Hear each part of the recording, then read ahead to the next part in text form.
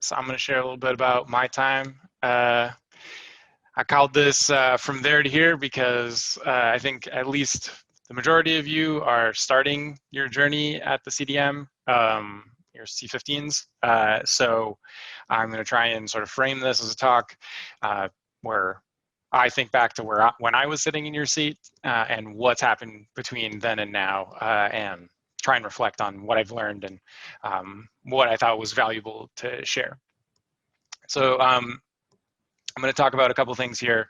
Basically, I'm going to start by how I got to where I am now, sort of my story before, during, and after the CDM. And I'm going to share a few things about that I've learned, I feel like, in the last, let's say, 10 years or so. I'm going to have a little pep talk, I guess, of just making the most of the CDM because I'm very passionate and believe that the CDM is a great opportunity. It changed my life and set me on the path that I'm on now. And then just like some final thoughts to just kind of wrap it up. And then I'll open it up for questions. So I'll just kick it off.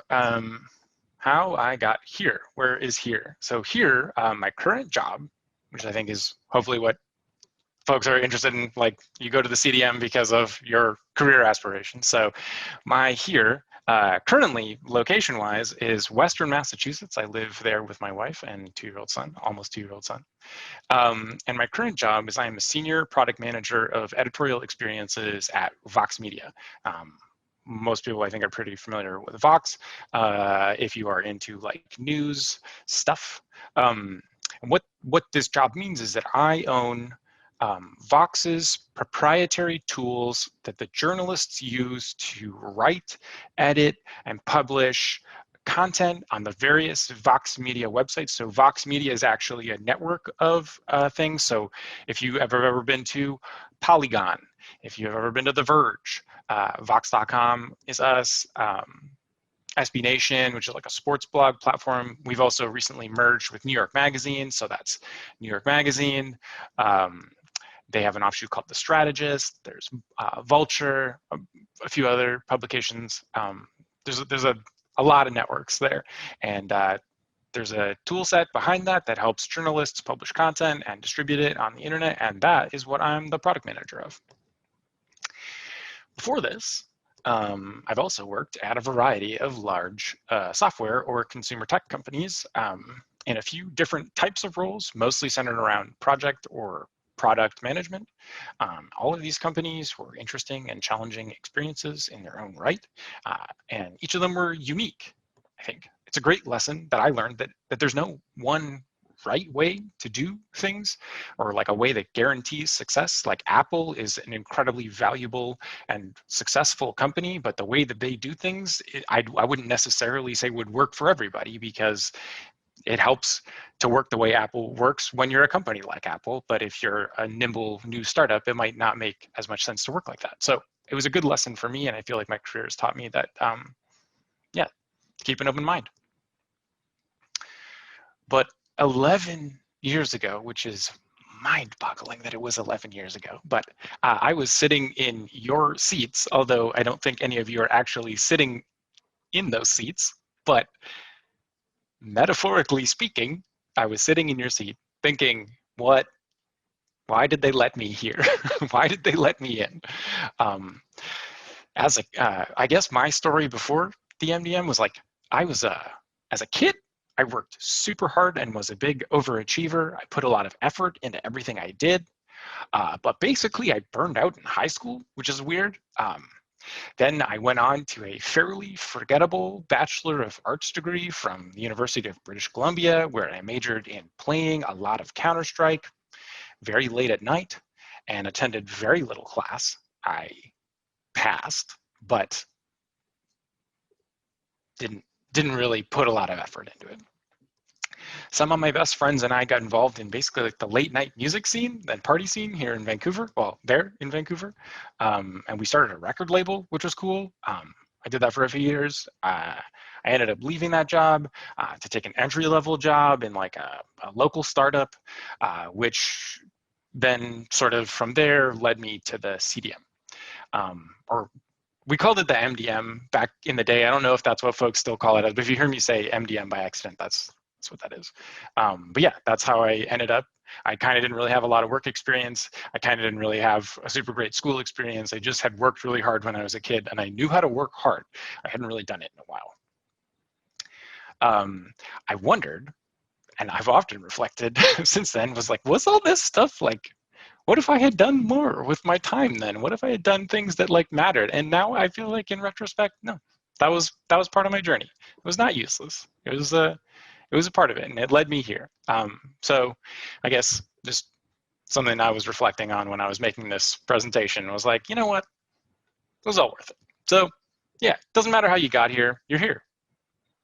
But it was also funny to think about like what was 2009 like, and what was 2009 like for me. So I had a Bachelor of Arts degree, like a philosophy degree. So it's September 2009. I have like almost no practical skills. I had no, obviously, coding or design experience. I didn't have a smartphone. I mean, not many people did back then, but I was like still like texting with like T9, if you guys remember what that is, where you have to like hit the numbers to get the, you know, old technology. I didn't know really anything about how software worked or what data meant or how to manage stuff. I had never really worked on anything on the internet of any kind other than like my Facebook page or whatever. And really all I had on day one was like a desire to achieve and a desire to learn and a passion for video games, which I think at the time meant a lot to me. But despite not really having anything practical, or what I thought at the time, I didn't have anything practical, things worked out for me. Because I found a way to be successful using the skills I already had, rather than focusing on what I didn't have. And that's been something that's been a big theme and a big thing that I account my success to being that I focused on what I'm good at naturally, rather than worrying too much about what I'm bad at, which I think is my first real piece of advice. I think you're here at the CDM because you're already employable. You're probably already good enough to get jobs. And this degree can teach you things, it can open doors for you, but your job, I think, is to focus on figuring out how to package and apply your own strengths so that you can do cool things with them. So either finding jobs or starting companies or whatever you want to do.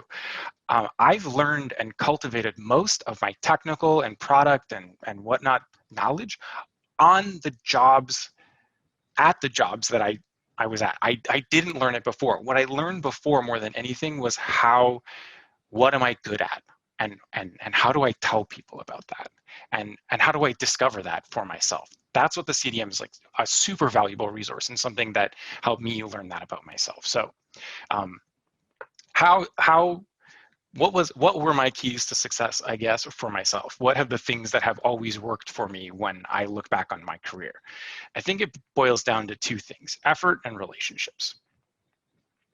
So effort, you know, if you take the stairs, is what I think about it. If you take the stairs, it's less crowded. You know, hard work sets you apart. It's just the truth. It's what I've learned in life. And hard work, relationships is the other piece of the puzzle. All of my jobs, everyone pretty much, have come via referral, with the exception of the one that I have now. And I feel like my resume is almost like a referral now. But before that, I would never have got the resume I had without having basically had people open doors for me. So why these two things? I've come to understand that people care less about whether you are perfectly prepared for a job and a lot more about whether they think they can count on you. They have to be able to imagine you on their team. They have to imagine working with you. Once you can show that you're good enough to do the job, how do you get picked? That's what I'm thinking about here. So people tend to remember really general things about you, you know, mostly just when they have worked with you in the past. Did you work hard? Did they like working with you? And I think that effort and relationships are what really cement people's opinions about you. So I think I just want to kind of dive into it a little bit more. I think effort is pretty self-explanatory, like working hard, but I want to make sure to say it does not mean working long hours. I definitely worked a lot of long hours early in my career, especially when I worked at EA, but in all kinds of jobs. Uber was another one where the hours were very long. I don't think that effort means working long hours or taking people away from their families or any of that, working weekends, working nights. That is not what effort means. Effort means, in my mind, not wasting your time, staying focused when you're there, being present and putting your energy into your work when you are there. And doing what you say you're gonna do. That's what effort is. It's like if I say I'm gonna put the legwork in to understand what it is I can do, I'm gonna tell people about that, and then I'm gonna do it. That is what effort is in my mind. And I think for relationships, what I basically mean is like just be thoughtful, considerate, and approachable. Take the time, or like if you're an introvert, like have the courage. It's okay to think about it like that. Have the courage to get to know the people around you at least a little bit, because it will make all of the difference forever in your life. If you just do that regularly, just a little bit, it will make a big difference. Give people a reason to remember you fondly, and don't give people a reason to cross you off their list. And it'll benefit you in the long run. It will open doors throughout your life. And I think right now, right, you are surrounded. I guess you're not physically surrounded because of COVID, but you are with a group of people who you are in a cohort of people who, I guess, any of these people you are with could open doors for you in your journey in the future. A perfect example, my first job in the Bay Area was a referral from another MDM student, another MDM C3 student. And the hiring manager at that job, his wife worked at EA, where I had just started work, or I had just come from working, I guess. And so your network and the people around you, that's what's going to open doors and give you the cool opportunities. So don't neglect it. Effort and relationships, in my mind, are as, if not more important than technical skills or being able to do some job out there. So that's like my little speech on that. So I know folks often think about like, once you're done the school, how do I get a job and all of that stuff. So I can't like tell you like any tricks or method about like how to get good jobs or whatever. But when I'm looking for a job, like when I'm looking for a job for myself or when I'm hiring for my own team, I have a few thoughts about that. Typically, I will recommend hiring the candidate who I think would work best on the team, not just the one who looks best on paper. So I think that's why I'm reinforcing this, is that this is how I decide whether or not to bring people on my team. And I think that this is a pretty common practice. That people you want to work with are the ones you're going to work with. That's not to say you don't have to be good at what you do. I'm not saying that. That's for sure the most important thing, I think, especially early on in your career. Being good at something is like great. It's super helpful if you have that. But I guess the way I think about it is interviews tend to go in sort of like 3 stages, right? Like there's the initial, like a lot of people applied for this job or whatever, and then we kind of screen out some of them based on like, are you good enough at doing this job to even be considered? Then you get down to a smaller pool of candidates. If you can make it to that second stage, everyone in this bucket of people, including you, they're going to be good at their jobs. So how do you get picked? That's kind of what I'm talking about here. So I guess the advice I've been talking about, and the next advice I'm going to give on the next slide is about how to like close out jobs and what you should be thinking about at the CDM, building these skills so that when you go to find jobs that you can be successful. So I think that these 2 things are, in my mind, being team first and thinking big picture. Those are the other ones that really matter to me. So I listen for how candidates talk about how they work together. I listen for that. I listen for phrases. I'm just going to throw out some ones that I made up, but these are the kinds of cues that I listen for. Things like, I try and understand what's working well on a team already when I join it. Or I like to work on solving problems that continue to come up. If a problem continues to happen over and over again, I like to decide that it's my job to maybe see if I can do something better the next time. Or like, yeah, talking about doing better the next time is a really big thing I listen for, because it's really hard to always be right, but it's super important to always be learning. That's what shows that you can grow and adapt and become a better part of the team.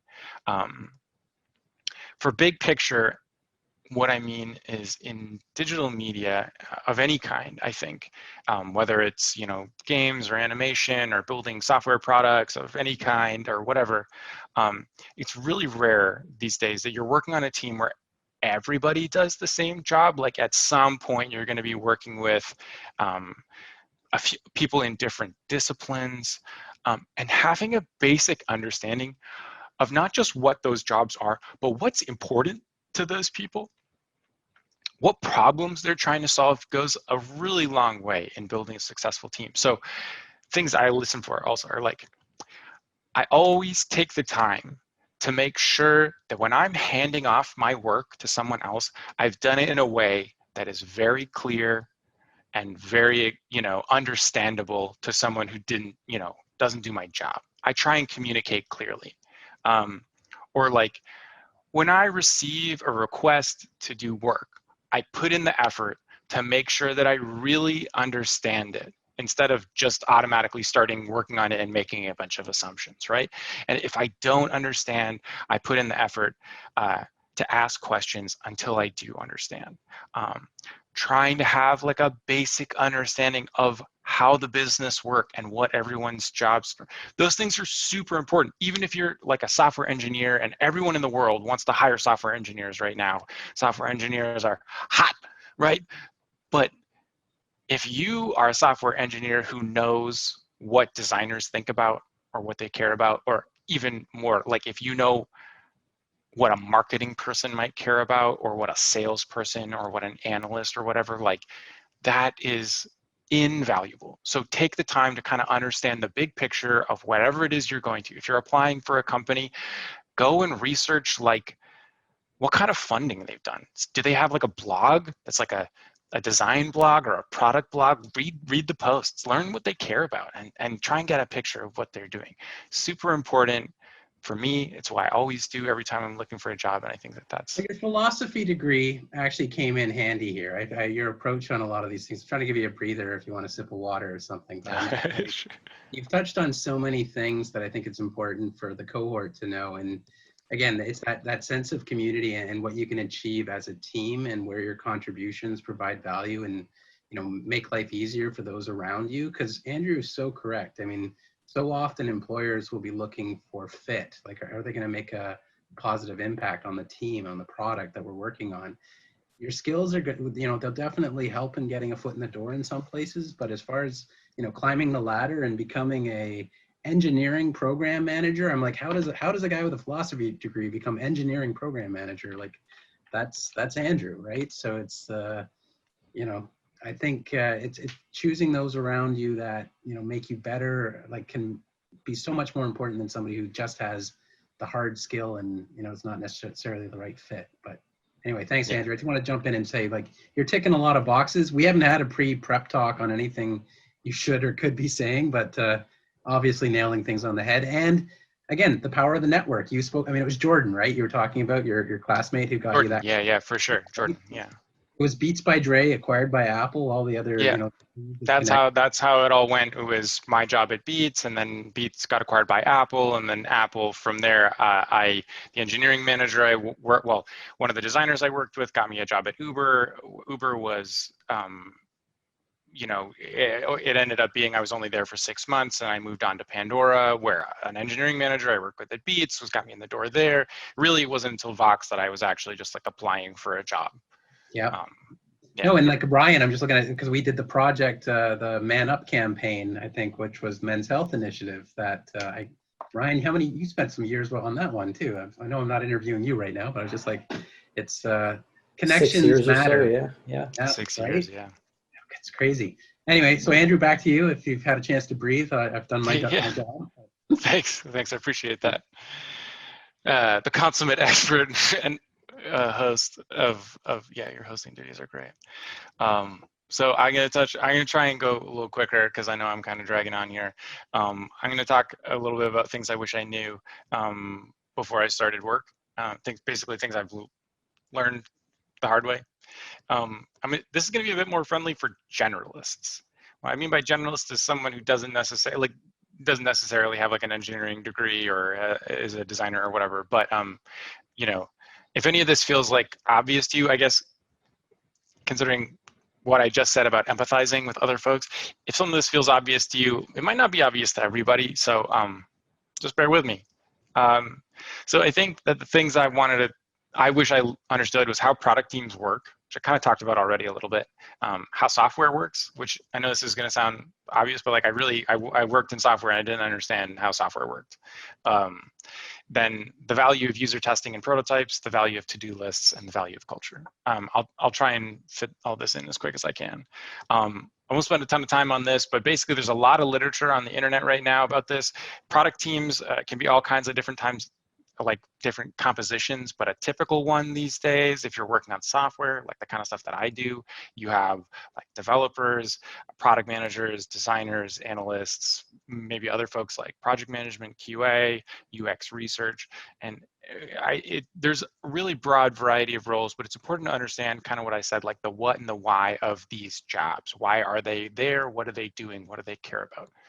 So I encourage you to read up a little bit on how product teams work and what it would take to execute a project. That'll really help you here at the CDM, but also in your career.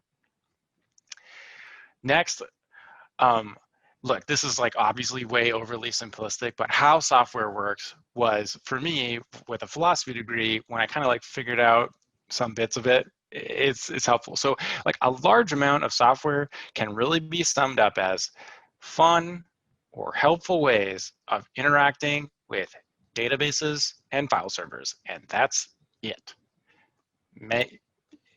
What is a database? A database, if you are familiar with like a spreadsheet that has columns in it of types of data, and then the rows are just individual records, that's a very simple idea of what a database is. It's just a bunch of data in a table. File storage is just like files stored on your computer, except it's probably on Amazon. But when you think about it, like Spotify, just take an example. It's like Spotify is a very successful product. I think maybe a lot of people use Spotify, but if you don't, it's a music software program. It at its core, Spotify is basically just a way to serve up files it stores based on information stored in its database about its bajillions of users, right? I know that seems kind of obvious, but my point is that these things are not so complicated that the average person without any degrees or whatever can't understand like what problems are they trying to solve? What do they need to do next? To actually solve those problems are hard, but to understand what problems they need to solve, it's not actually all that hard, right? So like this made for you section, right? Like, Spotify knows what music you've listened to and what music you've saved. It knows the genres of the music, and maybe every day it runs a calculation on that to say, hey, take the top 6 genres that this person listens to and make a playlist. And I guess for me, for a long time, I used to think like, oh, there's like crazy algorithms and all kinds of stuff here, but really it's just like a bunch of names in a table where there's a calculation, just doing some averages of whatever, and then just grabbing a bunch of files and putting them in a list every day, hundreds of millions of times. And why that's important is that because once you understand the basic thing, you just have some pieces of data like genres and affinity between genres and what some other stuff that we don't talk about, but like the idea is like, okay, you have this thing, users like it. How could you make it better? could you make the process for generating those playlists more efficient? What could you do to make that process more efficient so that we can save time and money and then use that money or resources to do some other processing somewhere else? Or maybe someone on the team has a hypothesis that like people who are really into music prefer a different kind of algorithm. So now we need to find some way to like score what kind of a user are you, like really into music, or are you just a casual listener? And then we need to build an algorithm for each of them, and then we need to find some way to pick it. And it's like, you know, I just kind of said a bunch of random stuff, but the idea is that all of it is, once you kind of get away from code, you get away from design, and you start to just think about like problem solving and the basics of it, it's actually not so complicated that you know, it doesn't all just have to live in ones and zeros and stuff like that. It's still pretty basic problem solving. And I think that when I was like in your seats, that I wish someone had told me that like software isn't that hard. It's just databases. I It's want to just jump in with one information. example because it just had flashbacks and I can't help myself. Because again, on that problem solving nature, and I think you, both you and Ryan were a part of this, but when the Men's Health Initiative first approached us about doing an industry project, they wanted to do something to try to reach men in a certain demographic, right? And they wanted a video game, right? And that's what they came to you guys thinking, hey, we want a video game. But I think you got to the core of the problem of who they were trying to reach and actually had to pitch them on a better solution. And I think it drew on your comedy background there too, but I wasn't sure if it was going to be your deck or not, but I'm just thinking you may have instinctually had that, you know, where is the problem and what's a better solution for it? Because that's Totally. yeah. Yeah, and that's exactly it. It's like boiling down to what is the problem that what is the user problem, and then like what is the business problem, and then how do we like make those things, well, how do we make something that solves those things was a big revelation for me at school. And I What think was that, that solution anyway, just for those on the call? I know I yeah, was kind of jumping in with the it was new. like a website that basically, yeah, it was a website where there were a bunch of videos played. Basically, the idea was to like, well, I don't know, almost like classic. I feel like this is more your wheelhouse than mine now, but I guess the idea was that there wasn't a really good way to talk to men about being healthier that worked. And so we were talking about like, what if you tried to equate masculinity and health? Like being a tough guy is being a healthy guy. And then we just made this really goofy website that just had a bunch of like, like YouTube style videos. They were kind of like ads for how to be healthy. And we had this local comedian, this guy, Andrew Barber, who's super funny. You might've seen him. He like went on to have like he has a career of like doing improv locally and some other stuff. He's Anyway, they're a super super humble. funny It guy. was an amazing project, and some of those video clips actually made it into the Canucks playoff run. Oh Just yeah, for sure. Yeah, we were remember. played at the Canucks game. Yeah, Yeah. that was dope. Anyway, sorry for the sidebar, but I was giving you another breather, and I had a memory lane moment. So yeah. No, that's a good one. Yeah. Totally. Solving problems is like the baseline thing. It's not necessarily, software is a way to solve problems, but the problems you are solving are the most important thing. It's where ideas start. So yeah, I guess I just wanted to say that. And I know that was kind of like a bit out there, but I guess the part I'm trying to reinforce is that I think, especially if you're not technical, the easiest thing to think about when you're trying to like learn about software and technology is like the design. These like, how does something look? How does something, when you click around, what would I make better? But the design is kind of only one part of software. And actually design in a lot of ways is often limited by like what data is in the database and how does the software work? So really taking the time to understand like, just open up an app on your phone and just think, what would it take to build this? How does it work behind the hood? And just imagine it. Like that kind of stuff is super helpful if you're just getting your legs under you as a generalist. So I'd throw that out there.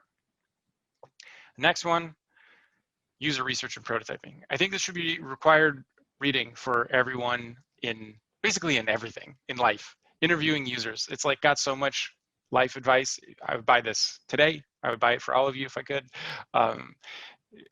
Go on, sorry about that. Go on the internet and get yourself a copy of Interviewing Users. It will be how you figure out what problems you need to solve in everything ever. And it really could help you if you are a designer, if you are a product manager, if you are someone who works in animation. It'll help you solve problems just in your workplace. Do it for everything. Don't rush it. It'll save you time. To-do lists. I live and die by to-do lists. Stay focused. Don't forget things. And it will always work out better for you if you do that. So here are 3 programs. I use OmniFocus, but Things or Todoist are, maybe these are old school, maybe everyone's got, all like hipster digital media folks have like new technologies, but like just keep track of what you got to do. Write it all down and stay focused. Don't forget things, and good things will happen. The last thing I want to talk about here is that culture matters. I think I've worked in a lot of cultures. I think if cultures are either too intense or not intense enough, they might look like they're working and they might work for years, but over the long term, they're going to be vulnerable. And I have found my happiest experiences where I've worked at companies where things are in that just right kind of category, sustainable, healthy growth. I think an important thing to understand is that people at the top of the company, especially these big companies, right? One of the things that I learned is that the people at the top actually have this massive effect in terms of the culture of the company. They don't necessarily make any decisions day to day about that will affect me way down at the bottom, but they will affect how we all make decisions together. So I think just something to keep in mind. If you are working at a company, it takes some time to get to know who are the leaders of that company. It's well worth your time. I'm kind of going quick because I want to leave some time for questions. So make the most of the CDM. I just got a little speech here. Basically, it's pretty simple. This is a program that you get out of it what you put in. The program will be different for each of you, especially this year, I think. But I think that there are a lot of things about this program that are not necessarily for you to control. And I think COVID has taught us all a lot about like lack of control and stuff. But I think understanding and accepting that fact, that what projects available to you, who you work with, whether you're doing things that you're like really confident and comfortable on, or whether you have to do some stuff that you're not as comfortable on, you don't necessarily have control over that, but accepting that fact is really important because that's how things work outside of the CDM. And so I think that's like a great lesson I always take from my time in grad school. I guess I just think this is where I learned how to succeed. Is where I learned to use the skills I already had to figure out how to succeed in any circumstance, not just in the ones that are set up for me to be perfectly successful at, which is what I feel like I do at work every day. That's all I do is like take a situation that's not perfect and then try and figure out how to make success happen. So that's just like my advice to you is to take advantage of all of the ways that this program lets you build on those skills of growth and pushing your own boundaries. And this is basically the safest place you'll ever have to try and do real world work, but be totally safe for failure. Like if you try something and bomb, this is the spot to do it. So don't be scared, just go for it. Take the time here and really. That's awesome, Andrew. And again, I think we were chatting a little bit before the call here too, that you've been working remote for the last few years and that too. But again, this idea of the toolkit or the skills that they're going to develop, both as generalist and technical savvy and the artistic creatives. I mean, you can come out of the program with your Batman belt, your utility belt of skills, and you can show that value to these various employers, but being able to embrace that and provide value. And yeah, Andrew, you've been saying the last few years you've been able to work from home, right? So yeah, remote work is like it's the future. I mean, lots of people I know who worked at, my network is now very large and people are at, Twitter and Square, who have announced that they're permanently remote optional or like office optional. I think I have friends at Shopify. Just like companies that into Vancouver now too, which is great. So yeah, for sure. There's a C3 at Shopify right now. Anshul is there. Yeah. So yeah. At Q&A time, I feel like I jumped ahead here, but I know, and I want to. No, that's basically it. I just kind of wanted to basically my like ending quote here is like that there's no growth in comfort and there's no comfort in growth. That's what the former director of the CDM said to us in our last semester. And it stuck with me forever. Dr. Jerry Sinclair. So there's no growth in comfort. There's no comfort in growth. This is the place to like go for it, build your skills, figure out what makes you special, and like figure out how to sell that and package it. Put in the effort, build the relationships, think about the team, think big picture, and you will have a lot of success. That's my presentation. Hey, well, thank you for that. We do have some time for questions, which is awesome. And again, like a big part of the alumni giving back some time here is, this is an Ask Me Anything, or Ask Andrew Anything, I should say. But I'm going to give Klesk, Mr. Ryan, a quick question here too, just because you guys go a ways back. Throw the first question at Andrew. Yeah, just to kick it off here, right? Yeah. Thank you, Andrew. That was awesome. It's great hearing your journey. I know a lot about it, but those pieces are really important to take in, especially the relationships thing. You're all starting out new, and just get to know your cohort, get to know the people before or after you. A lot of our connections, we knew C2s, C1s, C3s, 4, 5, 6s. Just keep connected. That's a great tip. There's the relationship thing. I just want to jump back to the remote working. I know you've been doing that for a while now. This is our new reality that we're in. You've got a lot of experience there. Any tips or thoughts you can provide the students on how to keep teams strong, connected, keep that momentum? And what do you think they can do well in MDM to get themselves ahead of the curve in preparing for this new reality? Totally. Well, actually, I learned a lot of these tips, or what I'm going to say, I learned at Vox. Vox was remote long before I ever joined. They've been remote first for before it was cool, like 7 or 8 years, I think, maybe longer. The one thing that I've learned is assume, so I can use the word asynchronous, which basically just means people bias to like need to be in meetings together and say words to each other. Vox is sort of the opposite. The assumption is that I'm going to write this down, I'm going to share it for you, I'm going to put it somewhere and assume you don't have time right now to read it. You can read it whenever. And you can say like, when I share something like, I'd like feedback on this in the next 24 hours, and share it and write it down, and then ping people at 24 hours. Hey, did you look at this? But assume that working together and being, on a call, talking about something together is not the way that folks are going to do it remote, because it just doesn't really work like that as much anymore. Another thing is that at the office, when I worked in offices, I really built a lot of my relationships, my practical like work stuff in the lunchroom, or like at the coffee machine or whatever. It's what helps humanize each other, right? Like if I'm just over there being like, Ryan, I need you to do this, Ryan, I need you to do that, and that's all you ever hear from me, then you're gonna think I'm a jerk.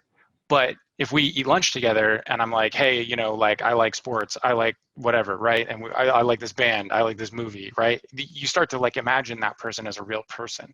Remote, that's really actually hard. You don't, there's not as many opportunities for that. So what I would say is find ways. The way I do this, I run a daily stand-up meeting for my team. And every day I ask a question of the day, and they're dumb. They're always dumb. They're like, what's your favorite cookie? Where did you go on vacation when you were a kid? And so everyone has to give their status update and also say what temperature of water is their favorite, hot, cold, or lukewarm, or whatever, like room temperature. Like that kind of stuff, giving people an opportunity to like be funny to each other and make jokes, that's super important in remote work. I would say it's probably the most important thing that I've noticed is like creating opportunities to feel like human beings while staring at this glowing rectangle a bajillion hours a day makes all the difference.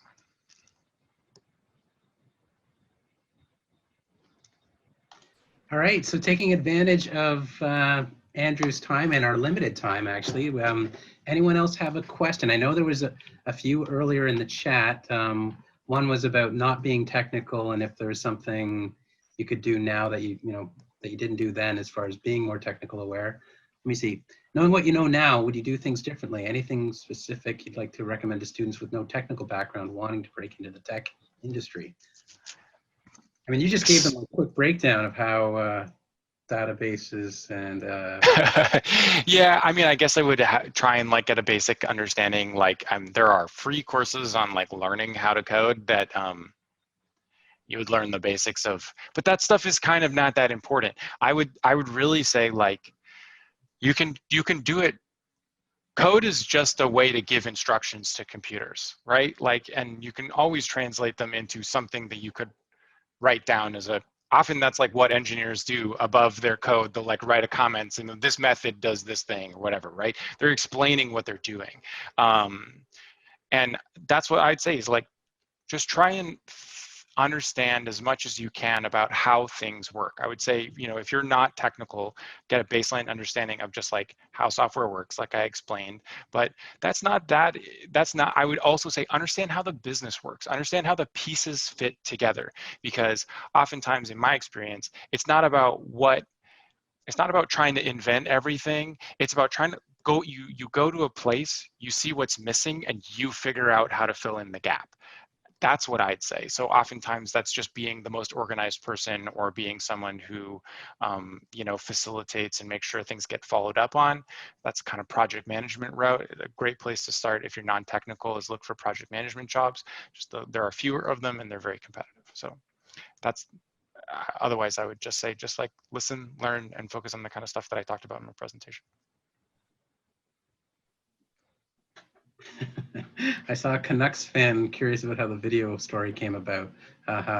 So yeah, well, Klesk, you were actually on the team that actually, so we did two parts to this project. One was one semester, one was the next semester, and your team was the one that set up that deal.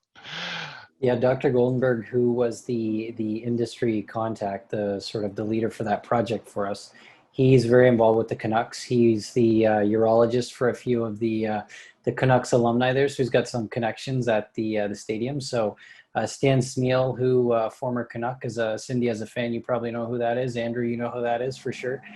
He was the alumni sort of contact at the time there, and Larry was able to get, Dr. Goldenberg was able to get Stan Smeal to do that video with us, and we went and shot that. We ended up at the game to see it. Andrew was there as well too, as an alumni of the project, the leader of the earlier part of the project. So that's how that all worked. Yeah. The schemer, knowns. Yeah, all right. For everyone else on the call, apologize or not to apologize is a very Canadian thing to be talking about hockey, especially this time of year. Well, I had to, so I'm on the East Coast and I had to stay up. I actually watched the games. I'm a diehard Canucks fan and I watch the games in the morning and have to like throw my phone in the garbage in the morning so that I don't look at and spoil any of the scores. And what a playoff run. High fives all around. We did great, even though we didn't win. All right. Any other questions for Andrew here? I love the Canucks too, folks, but this is and you can do it on camera. You don't have to rely on my eyes trying to read a text scroll.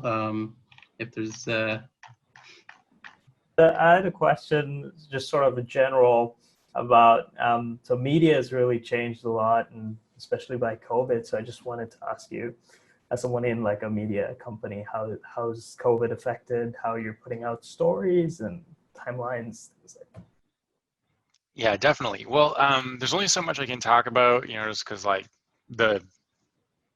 I'll try and keep things very general. I'm obviously not going to share any sort of like very specific things about Vox, just because I'm like, that stuff's like basically just we're not supposed to share that. But generally, like, the advertising market, it bottomed out. Like people didn't want, there was all kinds of weird things. Like people didn't want to have advertisements next to content about the coronavirus, but everyone wanted to read the coronavirus. So things like viewership going up, but the money you make on them going down still somehow. Like normally when you see readership go up, you would make more money, but somehow that's like not the case or whatever. Obviously there was like some initial really tumultuous times with the stock market and various people, like it's a cascading thing, like, right? So money comes into the advertising market from these advertisers, but if they have smaller budgets than the people who are, you know, online journalism is like a value exchange. We generate journalism and you either pay money for a subscription or you look at ads, you're forced to look at ads. We exchange content for monetization, right? That's the thing. And if the ability for businesses to monetize that value exchange goes down, then everyone just has to start to like think about either other ways to make money or just has to scale things back for a bit. All right, I'm jumping in because we're getting very close to my promised faculty end time here. So I'm gonna let everyone know if you wanna go on camera, wave, great, say thanks, you can do that. There were a few other questions there that I'm gonna hit you while we're closing things up here, Andrew. So some of them were asking if you're cool with connecting on LinkedIn. If Totally, yeah, of course. There you go. The alumni is, that's a great way to always add to your network there. There was a question about why you switched. I know you had family reasons and other things, but what was sure. your... Oftentimes there was all kinds of stuff like Apple. When I got acquired, I was working in San Francisco. Apple had really hard security requirements that required you to bus down to Cupertino, which was like 2 hours each way. So I did that for like a while, but didn't want to keep doing that. Uber just wasn't a fit for me at the time. I think folks have sort of like seen all of the things that Uber was growing as a company really, really fast, and there were things about it that like I was basically recruited away to Pandora because of things felt right. That's perfect. And then what's your first, again, a question about the product manager being a PM needing lots of experience. What would you say is sort of the entry, the first step for somebody junior getting in on that path? Yeah, that's just like how job descriptions are written a little bit. PMs are always like, oh yeah, and you need PM experience, but also this is an entry level position. Like that's yeah, it's crazy. I don't know. Experience that they have and get out of the program is the first step, right? So it's, and I think, for those of you that are thinking ahead, I applaud you. You have some time, but it's leverage. Leverage Dennis. Leverage people who can help you meet people to be a person to them so that they can imagine you on your team or their team. That's it. You have connections, you have a runway, but the number one thing is if I remember you and I think you're cool and I could imagine working with you, then I don't care that much about how many years of experience. I have worked with tons of people who are like, I was a dance teacher for 18 years and then I became a technical project manager. And like, how did they make that initial transition? I couldn't tell you, but it happens because people made connections and found a way. And I would just say, find a way. Be resourceful. Make connections, find a way. Those are great words for us to end this on. Andrew, thank you so much. I'm adding in additional thumbs and claps for whatever I can do here with my emojis, as one would do. We managed to get through this whole talk, not even talking about Pinterest and you being oh yeah. Yeah, because I don't even think about that. Yeah, I have like several 100,000 followers on Pinterest randomly. He was one of the early all-star. And C2 alumni Matt Schroeder also did. We both got hit up in the early days of Pinterest and it blew up. Yeah, I totally forgot about that. No, I was waiting for it, and then I was like, oh yeah, there's that too.